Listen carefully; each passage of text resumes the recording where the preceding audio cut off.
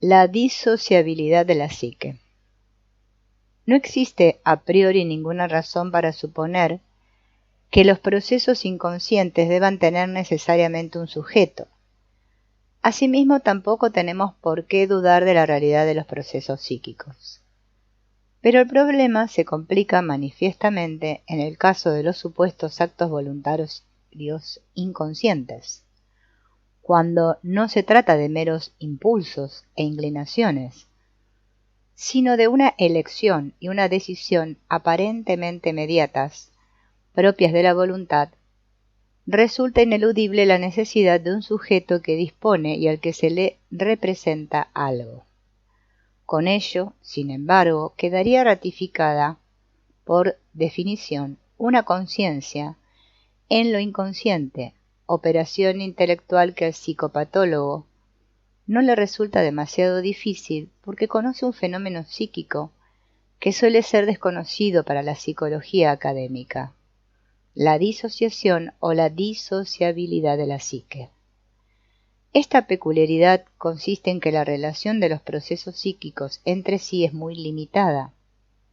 No solo los procesos inconscientes son a menudo muy independientes de las vivencias conscientes, sino que también en los procesos conscientes se reconoce una clara inconsistencia o separación. Me limitaré a recordar todas aquellas incongruencias causadas por complejos que en el experimento de asociación pueden ser observadas con toda la precisión deseable. Así como los casos de doble conciencia, puestos en duda por Wundt, existen realmente aquellos casos en los que no está escindida toda la personalidad, sino solo algunos fragmentos. Son aún más probables y de hecho mucho más frecuentes. Se trata incluso de experiencias antiquísimas de la humanidad que se reflejan en la suposición generalizada de una pluralidad de almas en un mismo individuo. Tal y como muestra la multitud de componentes anímicos percibida en la etapa primitiva, el estado originario responde a una relación muy inconsistente de los procesos psíquicos entre sí. En modo alguno forman una unidad homogénea. La experiencia psiquiátrica demuestra a menudo lo poco que se necesita para hacer saltar la unidad de la conciencia, conseguida a base de un gran esfuerzo, y descomponerla de nuevo en sus elementos originarios.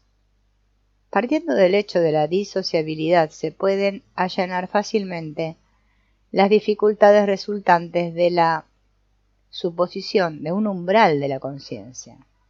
Si es cierto que los contenidos conscientes, mediante una pérdida de energía, se vuelven subliminales y por ende inconscientes, y viceversa, los contenidos inconscientes se vuelven conscientes mediante un aumento de la energía, entonces cabría esperar, en el caso de que hubiera actos voluntarios inconscientes, que éstos tuvieran una energía que los capacitara para el conocimiento, o cuando menos, para un conocimiento secundario, que consiste en que el proceso inconsciente se le representa a un sujeto que elige y decide. Este proceso debería poseer necesariamente la cantidad de energía imprescindible para el conocimiento. Debería alcanzar una vez su bursting point. Pero si le ocurre eso, habría que formular la pregunta de por qué el proceso inconsciente no rebasa el umbral y de este modo se le vuelve perceptible el yo, puesto que evidentemente no lo hace, sino que según parece queda al alcance de un sujeto secundario subliminal. Habrá que explicar por qué este sujeto, al que la hipótesis le ha atribuido la cantidad de energía necesaria para el conocimiento, no se alza por su cuenta por encima del umbral y se incorpora a la conciencia primaria del yo. Para responder a esta pregunta, la psicopatología dispone del material necesario. Esta conciencia secundaria constituye un componente de la personalidad que está separado de la conciencia del yo, no por casualidad, sino por determinados motivos. Tal disociación tiene dos aspectos diferentes. En un caso, se trata de un contenido originariamente consciente que, sin embargo, debido a su naturaleza incompatible, ha sido reprimido y convertido en subliminal.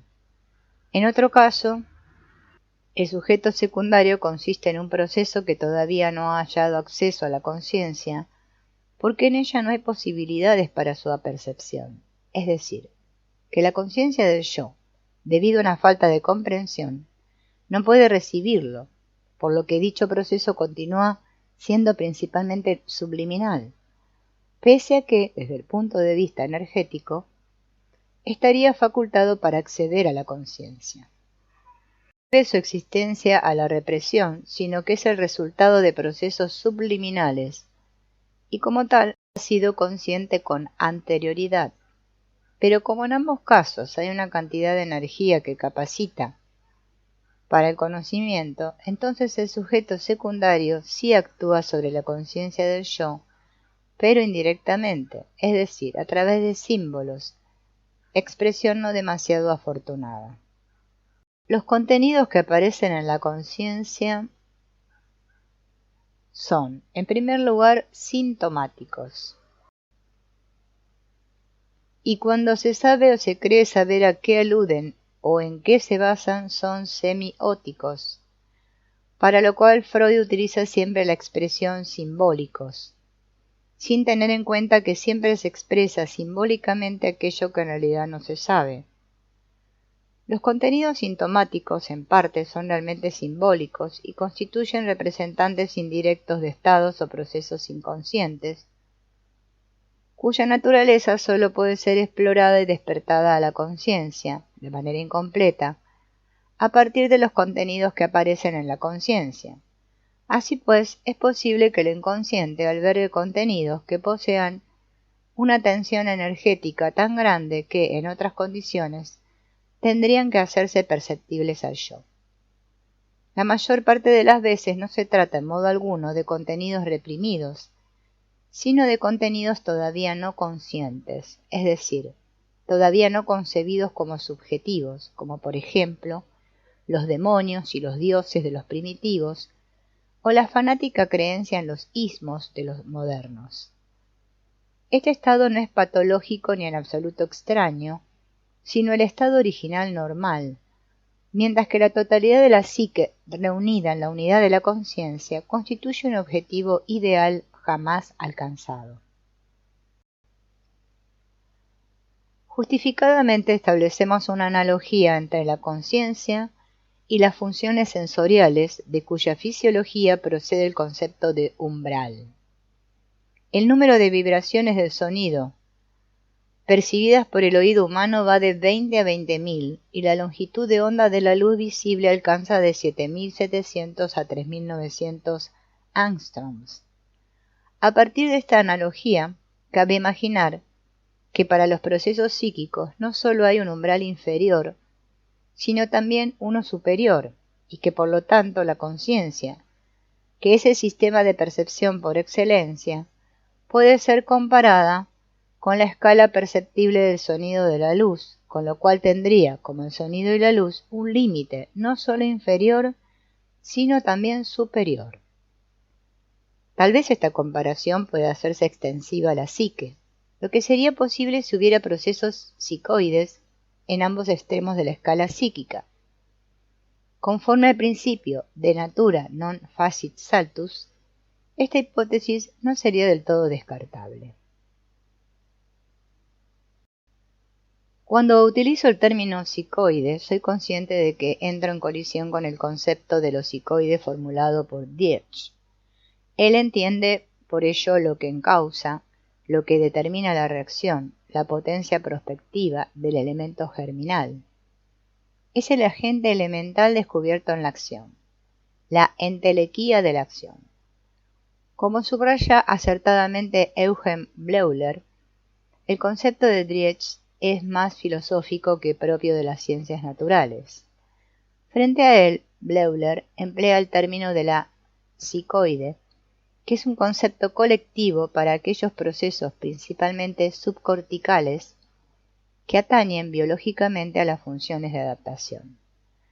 Entre ellos figuran el reflejo y la evolución de la especie. Bleuler formula la siguiente definición. La psicoide es la suma de todas las funciones corporales, incluidas las del sistema nervioso central, a excepción de las funciones corticales que estamos acostumbrados a calificar de psíquicas, con finalidad y memoria, y que aspiran a la conservación de la vida. En otro lugar dice, la psique corporal de cada individuo y la filopsique forman juntas una unidad que, justamente, en nuestra presente observación, ha de ser muy utilizada y cuyo nombre más apropiado quizás sea la del psicoide.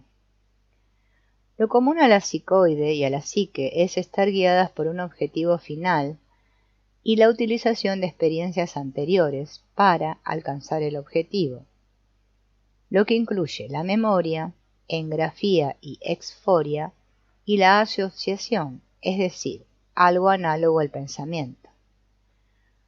Aunque está claro lo que se quiere decir con la psicoide, este término se confunde en el uso con el concepto de psique, como lo demuestra la cita anterior. De este modo se vuelve confuso porque, en realidad, estas funciones subcorticales han de ser calificadas de semejantes a la psique. Evidentemente, la confusión viene dada por una interpretación todavía palpable de Bleuler, que opera con conceptos como alma cortical y alma medular, manifestando con ello la clara tendencia a hacer que estas partes del cerebro procedan las correspondientes funciones psíquicas, pese a que es siempre la función la que crea, conserva y modifica su órgano.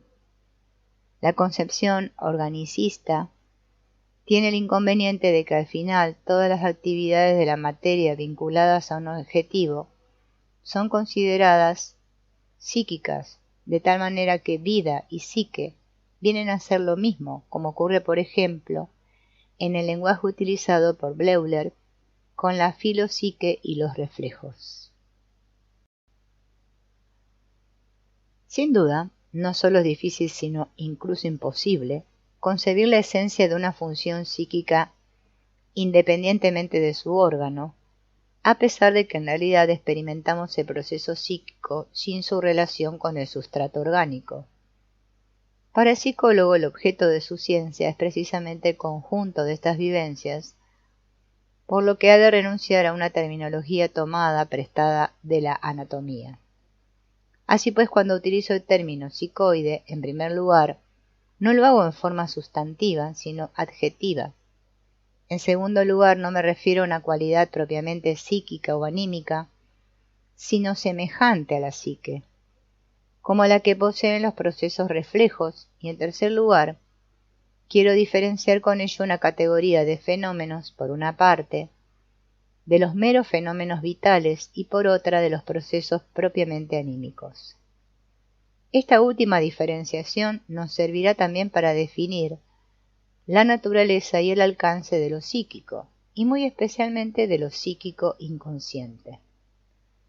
Si lo inconsciente puede abarcar todo lo que se conoce como función de la conciencia, surge entonces la posibilidad de que finalmente posea, igual que la conciencia, incluso un sujeto, es decir, una especie de yo. Esta conclusión se manifiesta en el concepto utilizado cada vez con mayor frecuencia de subconsciencia. El término, de todos modos, es un poco equívoco, ya que o bien designa lo que está bajo la conciencia, o bien establece una conciencia inferior, es decir, secundaria. Al mismo tiempo, la presunción de una subconsciencia, a la que inmediatamente acompaña una supraconciencia. Apunta a lo que realmente me interesa, a saber que en un segundo sistema psíquico, coexistente con la conciencia, independientemente de las propiedades que le atribuyamos, es de una importancia tan absolutamente revolucionaria que podría modificar por completo nuestra imagen del mundo. Solo con que pudiéramos trasladar las percepciones que tienen lugar en un segundo sistema psíquico a la conciencia del yo, se abrirían infinitas posibilidades de ampliar la imagen del mundo. Me valgo de la palabra psicoide porque, aunque mi concepto procede de otra esfera interpretativa, sin embargo pretende abarcar más o menos el mismo grupo de fenómenos estudiados por Bleuler. A este algo psíquico no diferenciado lo denomina Bussmann lo micropsíquico. Esta supraconciencia me la reprocha la gente que está influida por la filosofía india. Por regla general no se dan cuenta de que su reproche solo es válido para la hipótesis de una subconsciencia, término equívoco que yo no utilizo. Mi concepto de lo inconsciente, por el contrario, deja abierta la cuestión del supra o sub y abarca ambos aspectos de lo psíquico.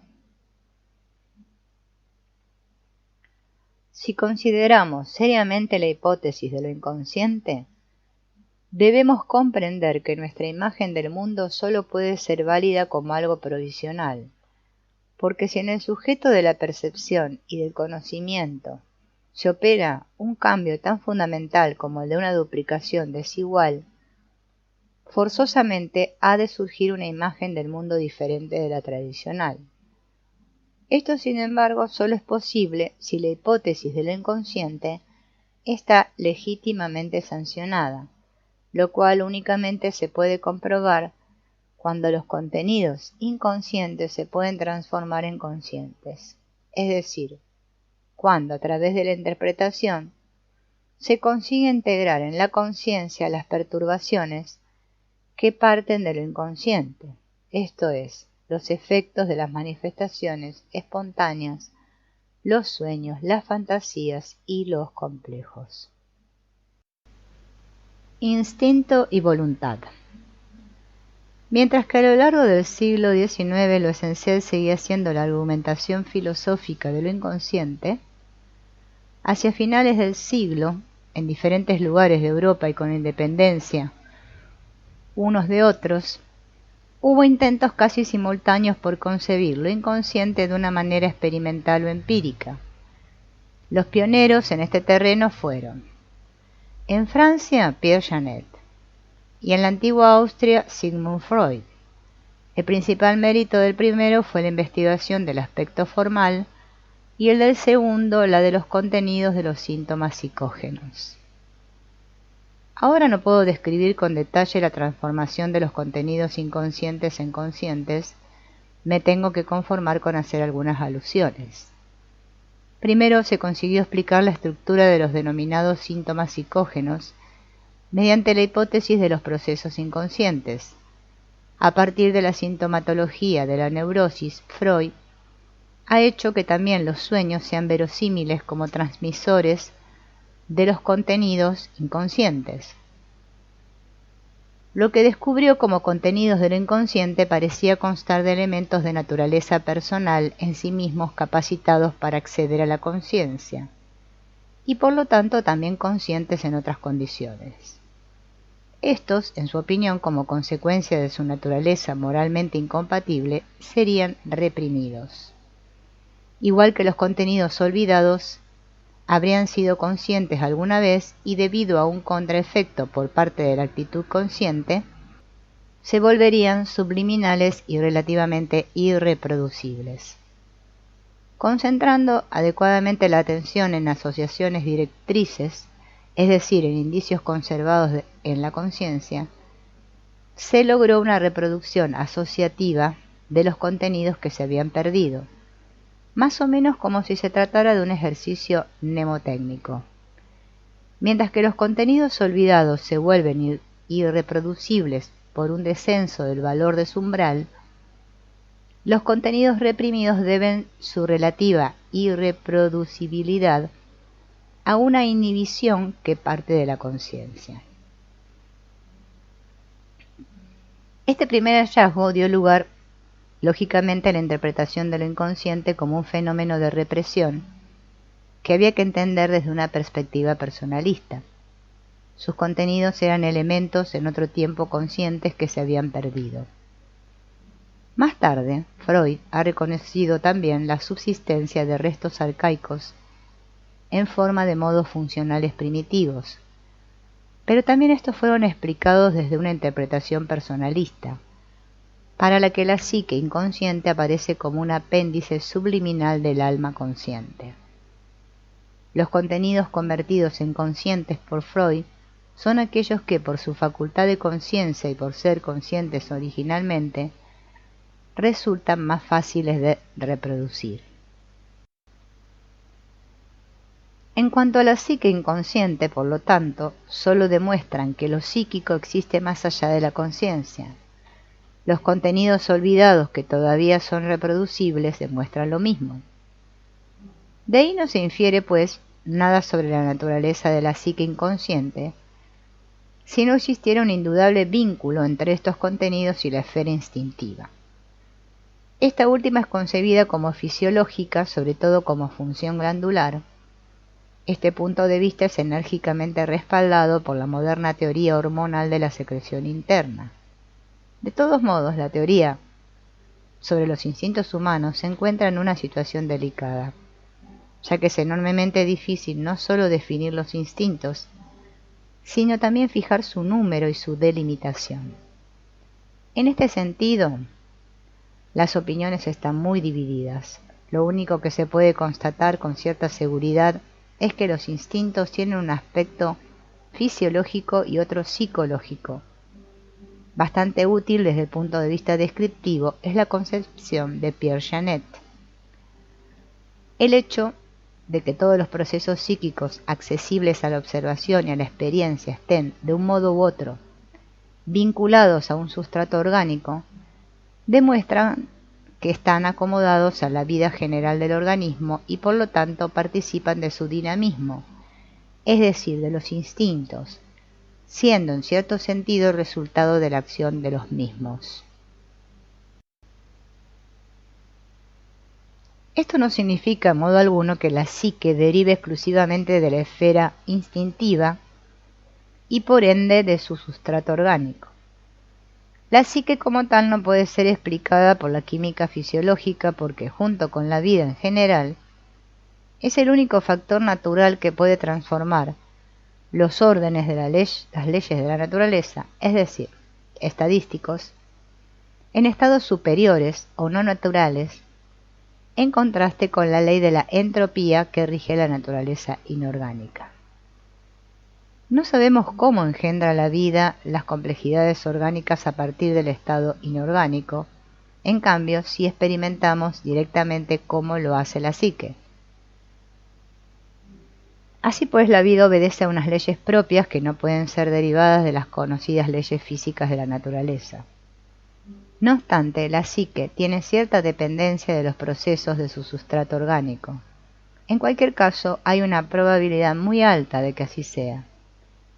La base instintiva domina la parte inferior de la función. A la parte superior, por el contrario, le corresponde la parte predominantemente psíquica. Se revela como parte inferior la parte de la función relativamente invariable y automática, y como parte superior la arbitraria y variable. Aquí se plantea la siguiente pregunta: ¿cuándo debemos hablar de algo psíquico y cómo definimos en general lo psíquico a diferencia de lo fisiológico? Ambos son fenómenos vitales que, sin embargo, se diferencian en que la parte de la función que es designada parte inferior tiene un aspecto inconfundiblemente fisiológico. Su ser o no ser parece estar vinculado a la hormona. Su funcionamiento tiene carácter compulsivo, de ahí procede la denominación de impulso. Rivers le atribuye la naturaleza de all or one reaction, es decir, que la función o actúa del todo o no actúa, lo cual supone una especificación del carácter compulsivo. En cambio, la parte superior, que suele describirse como psíquica y que como tal es también percibida, ha perdido el carácter compulsivo puede ser sometida al arbitrio e incluso se le puede dar una aplicación opuesta al instinto original. Según esta reflexión, lo psíquico aparece como la función emancipada de la forma instintiva y de su compulsividad, la cual, como única determinación de la función, hace que ésta se entumezca y se convierta en un mecanismo.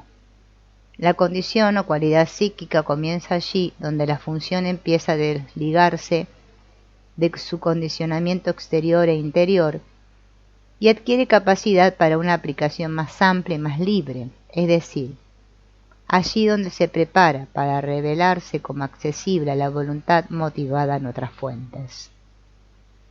Aún a riesgo de adelantarme a mi programa histórico, no puedo por menos que señalar que, si delimitamos lo psíquico de la esfera instintiva fisiológica, es decir, en cierto modo hacia abajo, se impone también una delimitación equivalente hacia arriba. Con la creciente liberación de lo meramente instintivo, la parte superior alcanza finalmente un nivel en el que la energía inherente a la función no está dirigida en el sentido original del instinto, sino que adquiere una forma denominada espiritual. Esto no quiere decir que se produzca un cambio sustancial en la energía instintiva, sino solo una variación en sus formas de aplicación. El sentido o la finalidad del instinto no es algo unívoco, ya que en el instinto puede ocultarse un sentido final diferente del biológico que solo se manifiesta en el curso de la evolución.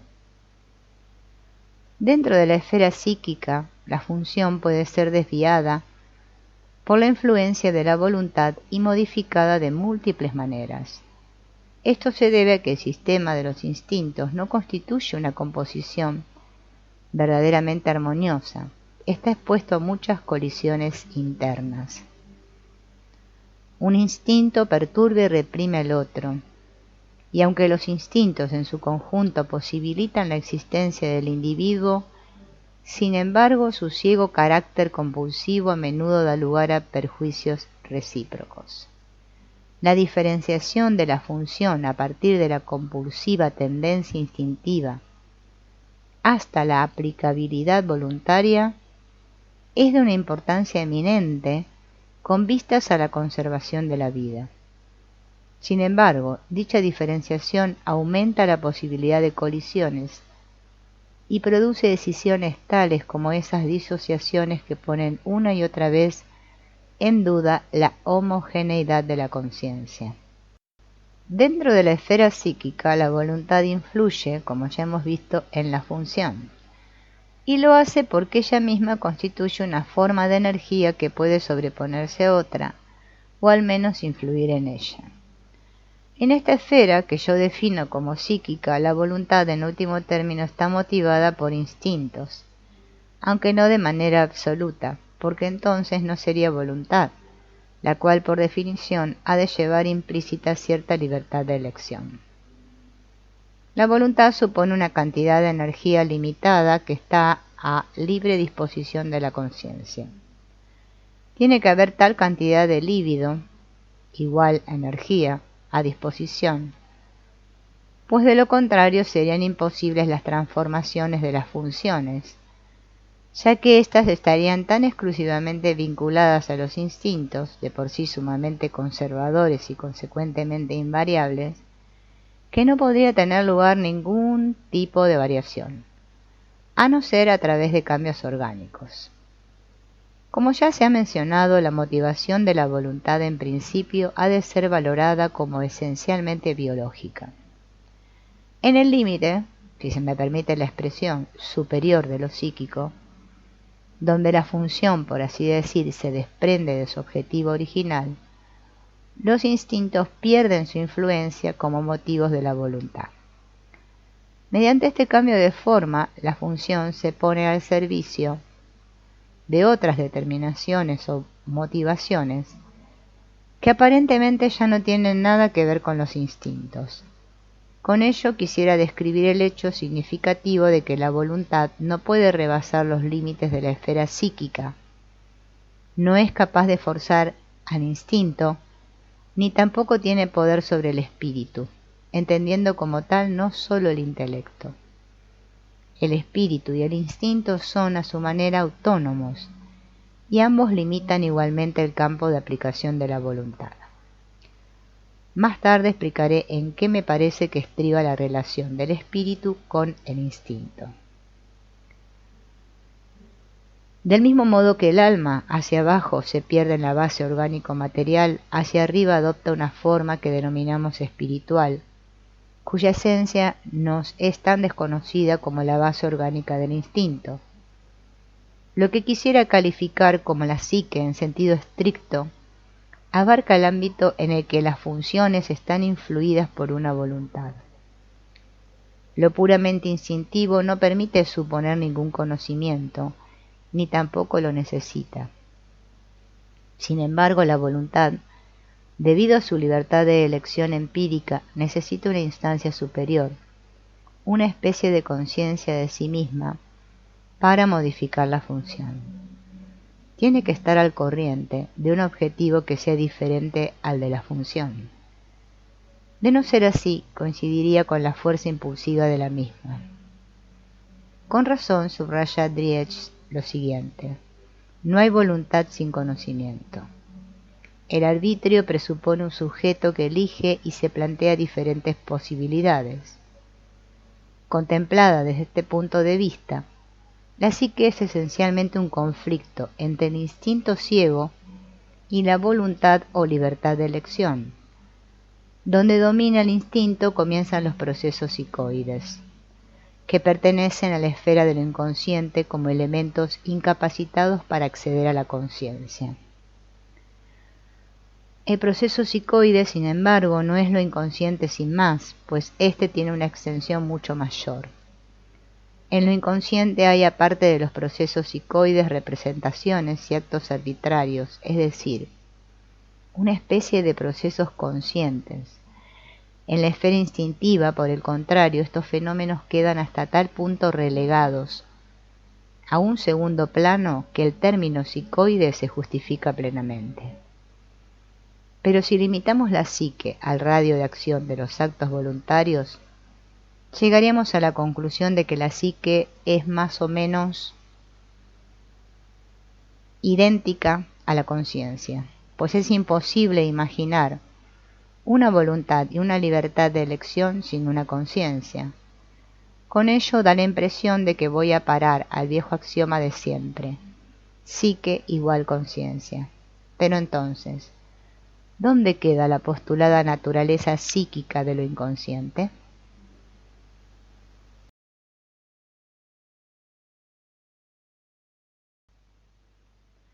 Conciencia e inconsciente. Con la pregunta acerca de la naturaleza de lo inconsciente comienzan las dificultades de reflexión que nos depara la psicología de los procesos inconscientes. Tales obstáculos surgen siempre que el entendimiento acomete el osado intento de penetrar en el mundo de lo desconocido y de lo invisible. Nuestro filósofo ha hecho muy bien en eludir todas las complicaciones simplemente negando lo inconsciente. Algo parecido le ha ocurrido también al físico de la vieja escuela, que creía exclusivamente en la naturaleza ondulatoria de la luz, hasta que descubrió que existen fenómenos que solo se pueden explicar mediante corpúsculos luminosos.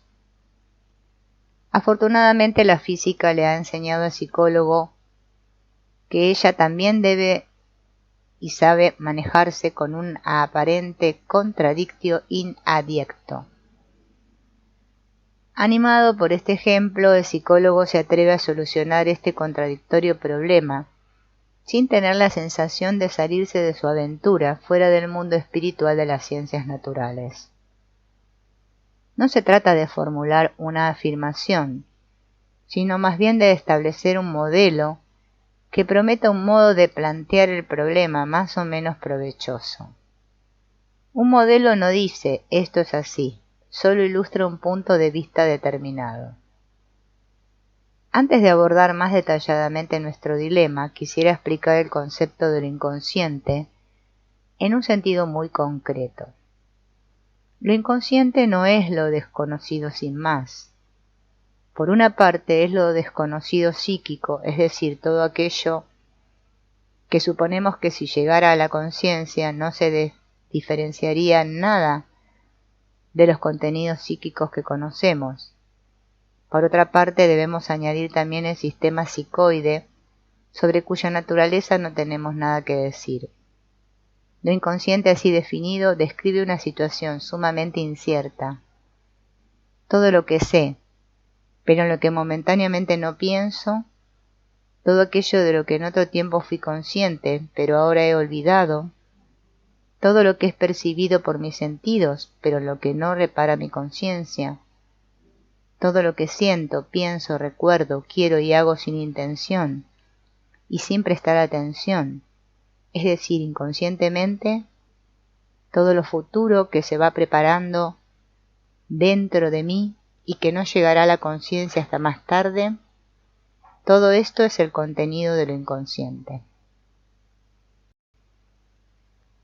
Todos estos contenidos están más o menos facultados para acceder a la conciencia, o fueron al menos una vez conscientes, y pueden volver a hacerlo en cualquier momento. En este sentido, lo inconsciente es a fringe of consciousness, como lo calificó en una ocasión William James.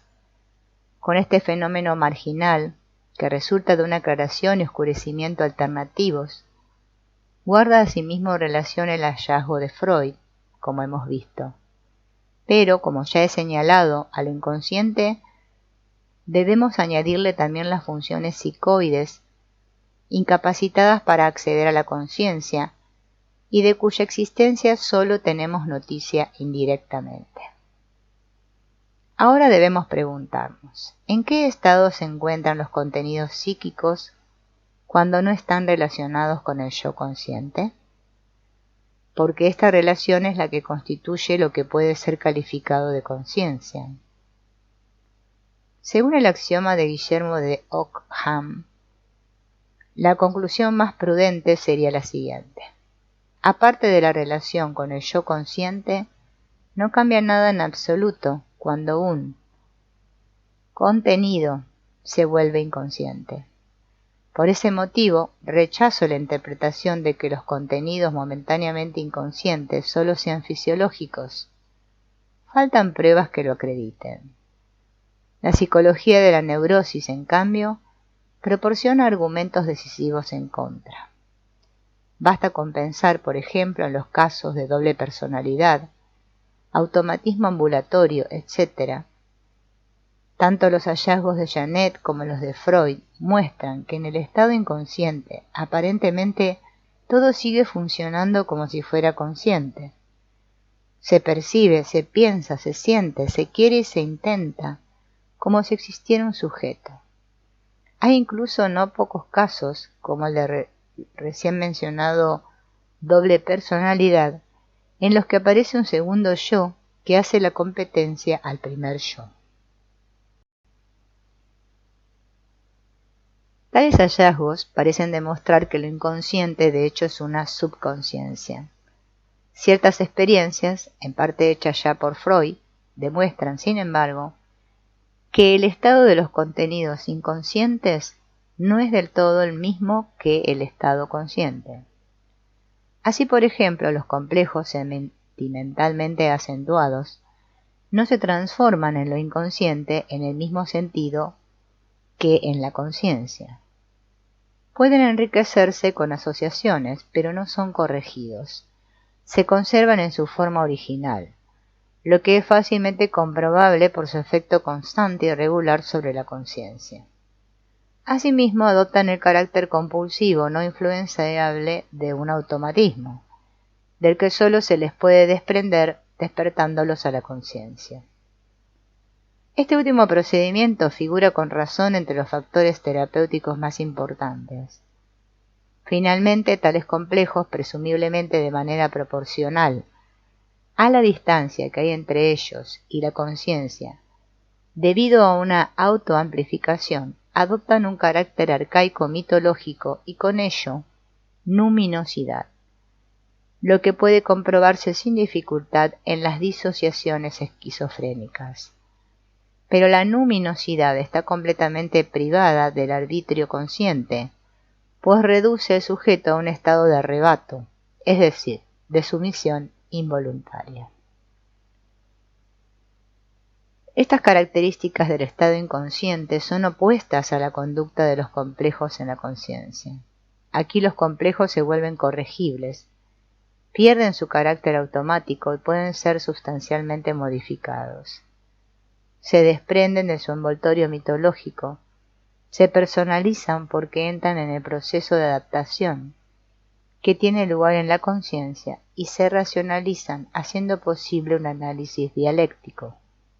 Así pues, el estado inconsciente es claramente distinto del consciente, aunque en lo inconsciente el proceso sigue adelante como si fuera consciente. Sin embargo, con la creciente disociación, parece descender en cierto modo a una etapa más primitiva, aproximarse en su carácter a la forma instintiva, que le sirve de base y adoptar los atributos que caracterizan al instinto, a saber, el automatismo, la no influenciabilidad, la all or none reaction, etc. Si utilizamos aquí la analogía del espectro, podemos comparar el descenso de los contenidos inconscientes con un desplazamiento hacia el extremo rojo, siendo esta comparación especialmente sugerente por cuanto que el rojo, como el color de la sangre, ha caracterizado desde siempre la esfera de las emociones y los instintos. Lo inconsciente supone en consecuencia un medio diferente al de la conciencia. En las zonas próximas a la conciencia, de todos modos, apenas cambia nada, pues aquí lo claro y lo oscuro alternan con demasiada frecuencia. Pero es precisamente esta capa límite la que tiene el máximo valor para responder a la difícil cuestión de la psique igual a la conciencia.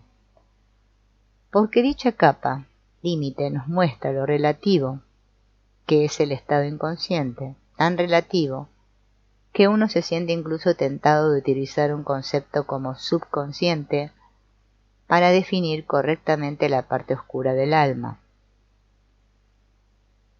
Pero igual de relativa es también la conciencia, ya que dentro de sus límites no solo hay una conciencia sin más, sino toda una escala de intensidad de conciencia. Entre yo hago y yo soy consciente de lo que hago, no solo hay una diferencia abismal, sino en ocasiones incluso una acusada oposición. Existe pues una conciencia en la que prevalece lo inconsciente y una conciencia en la que predomina la autoconciencia. Esta paradoja se comprende inmediatamente si se tiene claro que no hay ningún contenido consciente del que se pueda afirmar con seguridad que somos totalmente conscientes de él, pues para ello se necesitaría una totalidad inimaginable de la conciencia, que exige a su vez una totalidad o completud impensable del espíritu humano. Así llegamos a la paradójica conclusión de que no hay ningún contenido de la conciencia que en otro sentido no sea inconsciente. Quizás no exista tampoco nada inconscientemente psíquico que no sea al mismo tiempo consciente. Este último axioma es, sin embargo, más difícil de demostrar que el primero, pues nuestro yo, que es el único que podría hacer tal averiguación, es precisamente el punto de referencia de la conciencia, y no se encuentra tan asociado a los contenidos inconscientes como para poder decir algo acerca de su naturaleza. Estos le son prácticamente inconscientes, lo que no significa que no le sean conscientes en otro sentido. Es decir, la conciencia, dado el caso, conoce estos contenidos bajo determinado aspecto, pero no sabe qué son estos los que, bajo otro aspecto, le causan trastornos. Aparte de eso, hay procesos en los que no se puede demostrar ninguna relación con el yo consciente y que, no obstante, aparecen representados o son similares a la conciencia. Finalmente, hay casos en los que también existe un yo inconsciente, y con ello una segunda conciencia tal y como hemos visto. Pero estos últimos son excepciones.